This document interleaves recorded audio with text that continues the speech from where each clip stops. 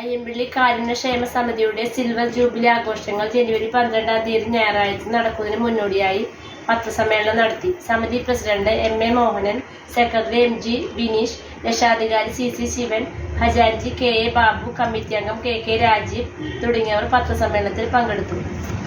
അയ്യമ്പള്ളി പ്രദേശത്ത് പ്രവർത്തിക്കുന്ന കാരുണ്യക്ഷേമ സമിതി രജത ജൂബിലി വർഷത്തിലേക്ക് കടക്കുകയാണ്.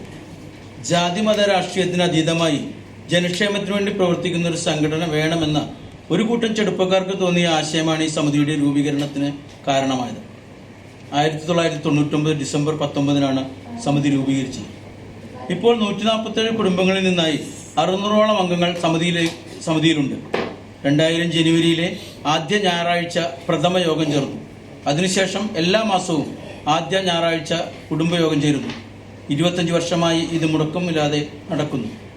ആദ്യം ഓരോ വീടുകളിലുമായിരുന്നു ഇത്തരം ഒത്തുചേരലുകൾ നടത്തിയിരുന്നത്.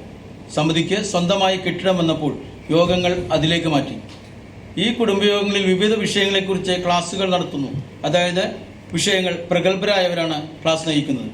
സമിതിയിലെ മുഴുവൻ അംഗങ്ങളും അവരുടെ കണ്ണുകൾ ദാനം ചെയ്യുന്നതിനായി സമ്മതപത്രം നൽകിയിട്ടുണ്ട്. ഇതിനകം 46 പേരുടെ കണ്ണുകൾ ദാനം ചെയ്തിട്ടുണ്ട്. സമിതിയുടെ ഈ പ്രവർത്തനത്തിന് ഐ ബാങ്ക് അസോസിയേഷൻ പ്രത്യേക പ്രശംസ നൽകിയിട്ടുണ്ട്. എൻ്റെ കണ്ണുകൾ മണ്ണിനുള്ളതല്ല മനുഷ്യനുള്ളതാണെന്നാണ് സമിതിയുടെ മുദ്രാവാക്യം. 100-ൽ പരം അംഗങ്ങൾ അവയവദാന സമ്മതപത്രവും നൽകിയിട്ടുണ്ട്. സമിതി വിദ്യാഭ്യാസത്തിനായി വിവിധ സഹായങ്ങൾ നൽകി വരുന്നു.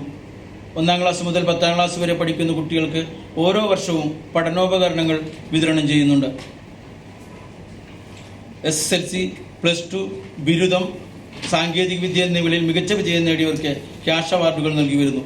കുഴുപ്പള്ളി പഞ്ചായത്തിൽ SSLCക്ക് എല്ലാ വിഷയങ്ങൾക്കും A+ കരസ്ഥമാക്കുന്നവർക്കും വിവിധ മേഖലകളിൽ ഉന്നത വിജയം കരസ്ഥമാക്കുന്നവർക്കും ക്യാഷ് അവാർഡുകൾ നൽകി വരുന്നു.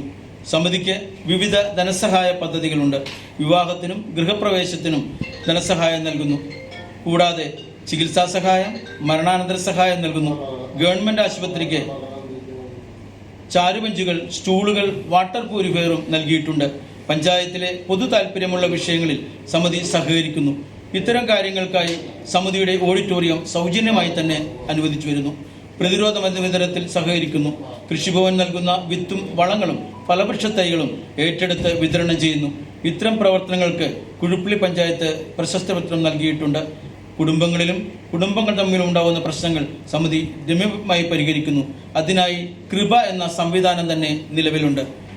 ഈ വരുന്ന 2025 ജനുവരി 12-ാം തീയതി സമിതി 25ാമത് വാർഷികം ആഘോഷിക്കുകയാണ്. ഇതിൻ്റെ തുടക്കത്തിൽ നൂറ്റാണ്ടോളം കൂടി ഞങ്ങളും സഞ്ചരിക്കുകയാണ്. 25 വർഷമായി. 25 വർഷം കഴിഞ്ഞ്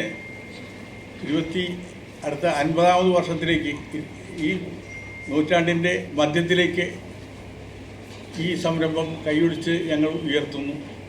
ഞങ്ങളോടൊപ്പം 140ഓളം കുടുംബങ്ങളും 600ഓളം മെമ്പർമാരും ഉണ്ട്. ഈ നിമിഷം